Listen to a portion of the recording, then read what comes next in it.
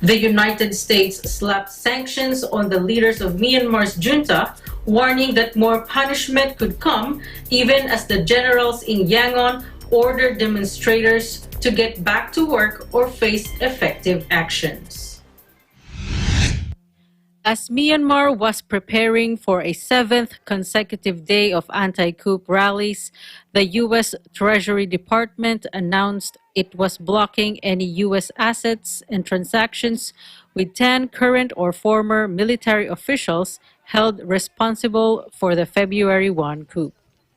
Demonstrations condemning the ouster of civilian leader Aung San Suu Kyi have largely been peaceful, although security forces earlier in the week used tear gas, water cannon, and rubber bullets on protesters, with isolated reports of live rounds being fired.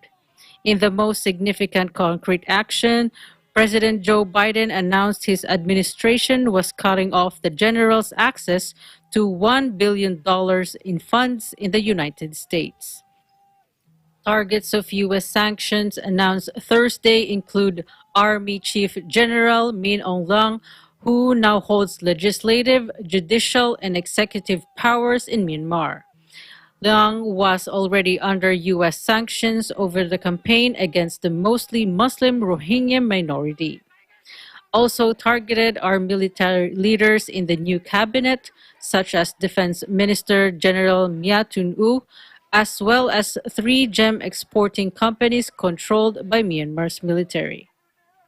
We are also prepared to take additional action should Burma's military not change course, Treasury Secretary Janet Yellen said, using Myanmar's former name. If there is more violence against peaceful protesters, the Burmese military will find that today's sanctions are just the first, she said. Biden had earlier called on Myanmar's military to release democratic political leaders and activists, adding the military must relinquish power. In Europe, the former colonial power Britain welcomed Biden's steps, with Foreign Secretary Dominic Raab tweeting that we will hold those responsible to account. European Union Foreign Policy Chief Joseph Borrell also warned that the bloc could impose fresh sanctions on Myanmar's military.